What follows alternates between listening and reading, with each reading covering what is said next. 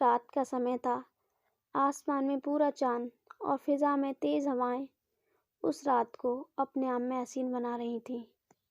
वहीं दूसरी ओर दिल्ली की सुनसान रोड पर एक चमकती ब्लैक ऑडी कार ने तेज़ी से स्पीड पकड़ रखी थी। उस कार की नंबर प्लेट से यह साफ पता चल रहा था कि उस कार में मौजूद इंसान कोई आम इंसान नहीं था। तभी वो कार दिल्ली की जानी मानी हवेली ओबरॉय मैंसन में एंटर करती है और कार के रुकते ही गेट पर खड़े गार्ड्स दौड़कर कार के पास भागते हैं और तुरंत कार के बैक डोर को खोलते हैं।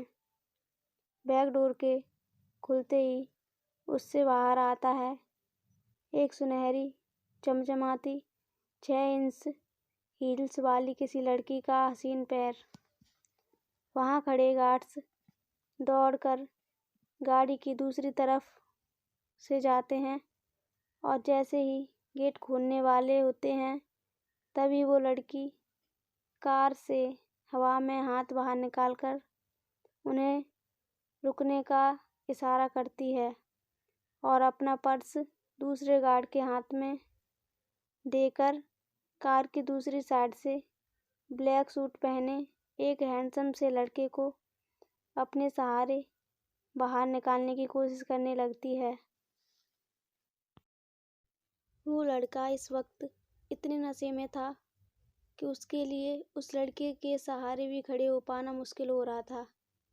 उस लड़की को लड़खड़ाता देख वहाँ खड़े गार्ड्स ने आगे बढ़कर बोला, सनाया मैम, मैं हेल्प करता हूँ। गार्ड्स की इस बात को सुनकर सनाया ने उस गार्ड की ओर ऐसे घूरा मानो वह वहीं उस गार्ड को खड़े खड़े खा जाएगी। फिर सनाया ने किसी तरह उस लड़के को संभाला और मैंसन के अंदर लेकर चली गई। मैंसन के अंदर जाते ही वो किसी तरह जब एक रूम में पहुंची तो उसने उस लड़के को सबसे पहले बेड पर लेटा दिया और दौड़कर दरवाजे को अंदर से बंद कर दिया। सनाया को देखकर कोई भी बता सकता था कि उसके दिमाग में इस वक्त कुछ तो चल रहा था। उसने फिर पहले तो उस लड़के के जूते उतारे और उसके बेड पर सीधा लिटा दिया। उसके बाद उसकी नज़र जैसे ही उस लड़के के चेहरे पर गई तो वो मन ही मन में अपने आप से बातें करते हुए बोल ली, रुद्र ओबरॉय, बहुत तड़पा लिया तुमने मुझे। आज मैं तुम्हें खोने के डर से आज़ाद होकर ही रहूँगी। आज की रात के बाद तुम मेरे होने से कोई नहीं रोक सकता, तुम खुद भी नहीं। सनाया इतना कहकर रुद्र के नज़दीक जाकर पहले तो उसका सूट उतारती है और फिर उसके शर्ट के बटन को खोलना शुरू करती है। सनाया जैसे ही रुद्र की शर्ट के बटन को खोल रही थी, उसकी जिम कट फिजिक को देखकर उसकी आंखें उनसे नहीं हट रही थीं।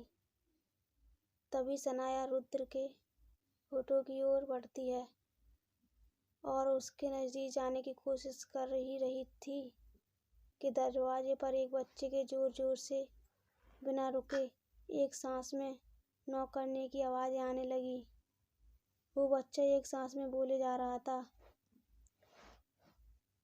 पापा पापा, ओपन द डोर, पापा पापा। सनाया जल्दी से वहाँ से हड़बड़ाकर उठती है और अपने कपड़ों को संभालते हुए दरवाजे को जैसे ही खोलती है वहाँ खड़े उस बच्चे को घूरती है। लेकिन इससे पहले वो उसे कुछ कह पाती, वो बच्चा सीधा कमरे के अंदर आ जाता है और बेड पर चढ़ जाता है।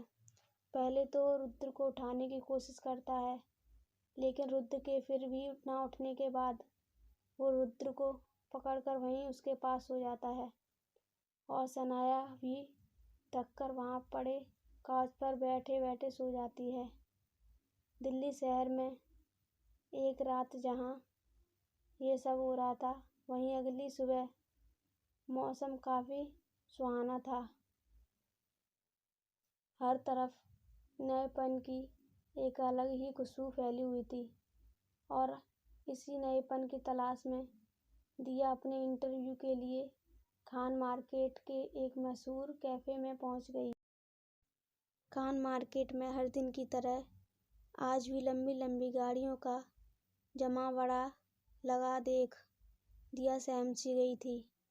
जैसे तैसे वो कैफ़े को ढूंढकर वहां पहुंच तो गई, लेकिन वहां पहुंचते ही जो हुआ उसने दिया की जिंदगी को अतीत के सामने लाकर खड़ा कर दिया।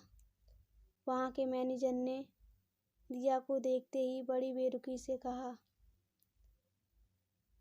हम 30 साल या उससे ज़्यादा उम्र की लड़कियों को हायर नहीं करते। नेक्स्ट। दिया जैसे ही बाहर जाने के लिए मुड़ी, मैनेजर अपने बगल वाले लड़के से बोलता है कि ये दिल्ली के रईस जादव को मेरे कैफ़े में क्यों ही इंटरेस्ट आएगा।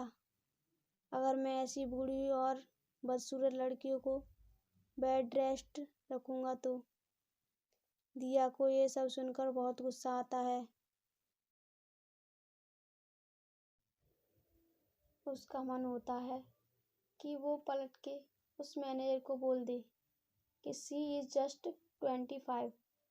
लेकिन वो मैनेजर को सुनाने के लिए जैसे ही मुड़ती है, उसकी नज़र वहाँ लगे एक शीशे पर जाती है।